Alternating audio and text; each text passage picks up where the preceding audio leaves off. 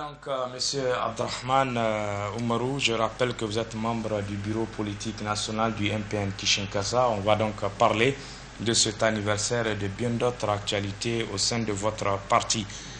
Implantons-nous, c'est sous ce signe que vous allez célébrer votre anniversaire. Implantons-nous, c'est quoi le contenu?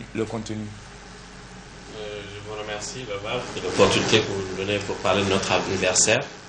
Mais implantons-nous, c'est un mot qui est très important pour les formations politiques et surtout pour les jeunes formations politiques.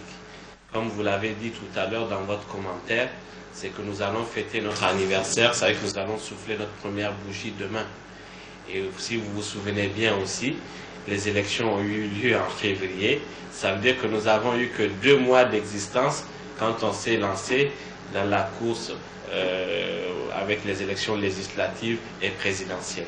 Et vous savez, notre pays est très grand et nous n'avons pas eu quand même le temps en 2 mois d'implanter le parti sur toute l'étendue du territoire national. Donc on s'est rendu compte que nous sommes allés aux élections dans la précipitation. Et cette année, donc, nous avons dit que le thème sera « Implantons le parti ». Nous allons essayer vraiment, parce que nous avons remarqué que sur toute l'étendue du territoire, nous avons des militants, nous avons des sympathisants, mais nous n'avons pas pu structurer un peu les choses. Donc nous allons implanter le parti pour qu'il y ait des structures un peu partout dans toutes les communes du Niger, pour que vraiment cela puisse nous être favorable pour les prochaines élections. Alors, pour parler de cet anniversaire, en réalité, les activités ont commencé. Vous avez mené plusieurs activités, des dons de sang, des dons de vivres, des matchs de football. C'est quoi le sens que vous donnez à toutes ces activités? Quand on sait que les formations politiques ne sont pas habituées à faire ce genre de dons de sang ou de vivres, c'est du populisme. Si vous voulez, mais ce que moi je voulais dire, si vous connaissez bien notre slogan c'est Ensemble le Niger autrement. Nous voulons tout faire autrement. Et comme vous le savez aussi, la majorité de nos militants, quand même, c'est les jeunes qui essaient un peu d'amener de l'innovation. Et comme vous l'avez dit aussi, donc il y a eu beaucoup d'activités que les jeunes ont proposées, que nous avons insérées dans le programme parce que nous avons trouvé que c'est vraiment bien. Quand on dit anniversaire, ça rime avec fête. Donc il y a beaucoup, nous avons commencé par une fête hier soir d'ailleurs, avec les jeunes déterminés au niveau du quartier Niamey 2000.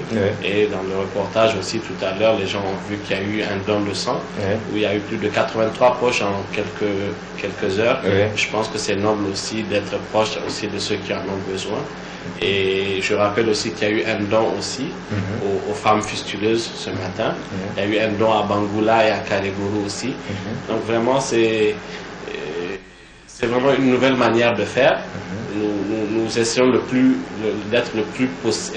près de la population le plus possible afin de nous faire comprendre. D'accord. On va revenir à vous, Monsieur Abdrahman, le temps de voir ce qui fait l'actualité également. Revenons à présent avec notre invité, M. Amadou Abdrahman Oumarou. Il est membre du bureau politique national du MPN Kishinkasa qui célèbre donc demain son premier anniversaire. Alors, Abdrahman, pour ce genre d'événement, il faut mobiliser les militants. Au lancement du parti, nous avons vu un palais des congrès Archicom. Cette fois-ci, vous avez choisi de célébrer l'événement au niveau du palais du 29 juillet. Mais est-ce que les militants sont mobilisés?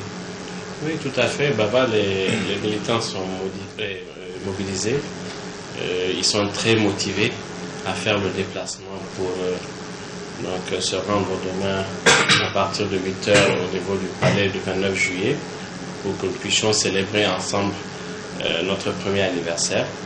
Donc vraiment la mobilisation elle est effective et Inch'Allah demain du monde au niveau du 29 juillet, comme vous l'avez dit tout à l'heure, c'était le cas aussi au lancement du parti. Nous étions jeunes à l'époque, nous avons pu quand même faire une grande mobilisation et en ce moment aussi les militants ont hâte déjà de se rendre demain pour qu'on puisse fêter ensemble. Alors parlons à présent du parcours de votre parti. Aux dernières élections, vous avez dit 2 mois seulement après la création du parti, vous avez tout de suite affronté les élections présidentielles et législatives. Votre candidat Ibrahim Yacoubou s'est retrouvé 5e. Vous avez eu 5 sièges à l'Assemblée nationale. Comment cela a-t-il été possible? Mais avant de répondre, je vais rendre grâce à Dieu, parce que vraiment personne ne misait sur nous. Et 2 mois d'intenses vraiment travaux nous a permis quand même d'avoir ce résultat. Mais sincèrement, c'est le fruit du travail de beaucoup de jeunes, de beaucoup de femmes que je rends hommage ici aujourd'hui, qui se sont vraiment mobilisés, qui se sont vraiment donnés à fond pour que vraiment nous puissions vraiment mettre nos empreintes sur ces élections. Comme vous l'avez dit, personne ne pensait vraiment nous voir 5e aux élections présidentielles et avoir 5 sièges au niveau de l'Assemblée nationale. Et sincèrement, c'était un travail, ça a été très dur du côté où nous étions vraiment des gens qui, la plupart d'entre nous n'avaient jamais fait de politique et se retrouver dans une jeune formation politique. On s'est donné corps et âme. Et comme je dis tout à l'heure, nous rendons grâce à Dieu vraiment pour ce résultat qui nous a quand même donné une fierté. Mais est-ce que vous n'avez pas joué avec ce discours de victime d'un complot contre un jeune homme politique qui était Ibrahim Yacouba? Non, pas du tout. Vous savez, ce que moi je me suis dit, c'est que c'était à un moment où vous devez savoir d'abord que plus de la moitié de ceux qui sont inscrits quand même sur les listes électorales, c'est des jeunes. Et je pense que les jeunes voulaient vraiment voir un changement, voulaient avoir de nouvelles figures au niveau de notre scène politique. Et je pense que c'est ce qui a joué quand même en faveur de notre président Ibrahim Yacouba, qui était d'ailleurs connu aussi dans d'autres domaines, dans la société civile, au syndicat et dans le sport aussi.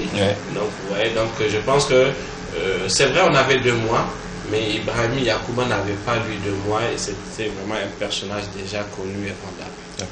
Alors, restez avec nous, Abdelrahman. On va continuer avec vous dans quelques instants pour parler de la santé de votre parti.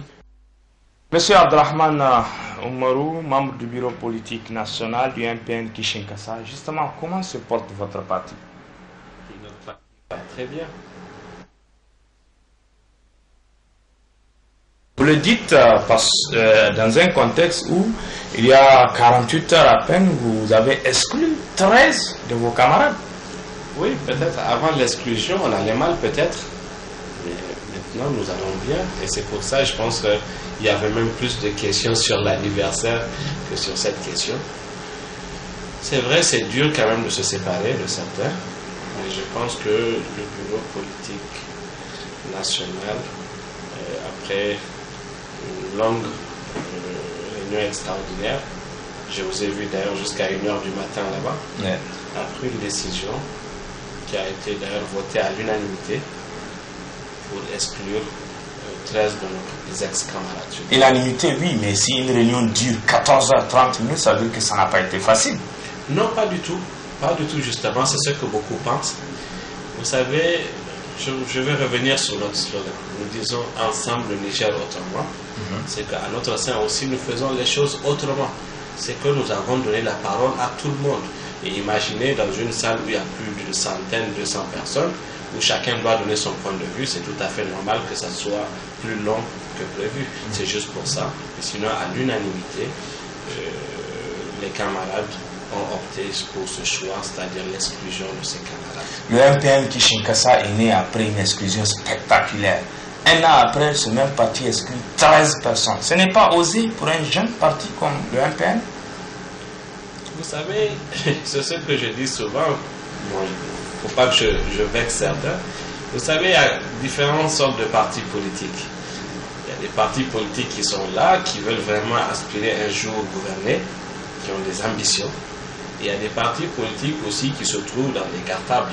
Je pense que nous, quand nous avons créé le MPN Kishinkasa, sincèrement, c'est pour des objectifs bien précis, c'est pour apporter ce changement, c'est pour voir comment nous pouvons aussi apporter notre contribution le jour où nous allons arriver peut-être à diriger ce pays. Et je pense que si au sein d'un parti, on n'arrive pas entre nous-mêmes à gérer les choses, comment est-ce que pouvons-nous dire demain à nos électeurs qu'on peut gérer une nation?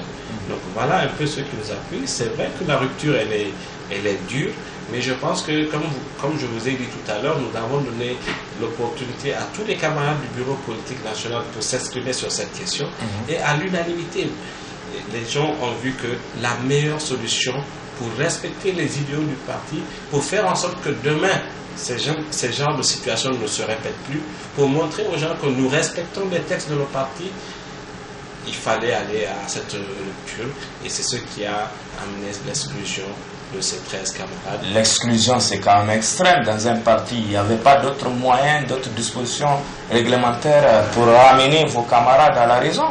Si nous avons essayé, si vous voulez, bon, je ne voulais pas rentrer dans les détails, mais nous avons essayé quand même. Mais vous savez, souvent il y a la gravité de la situation. Quand des camarades se retrouvent dans une région pour créer un comité de redressement, je pense que c'est aller loin.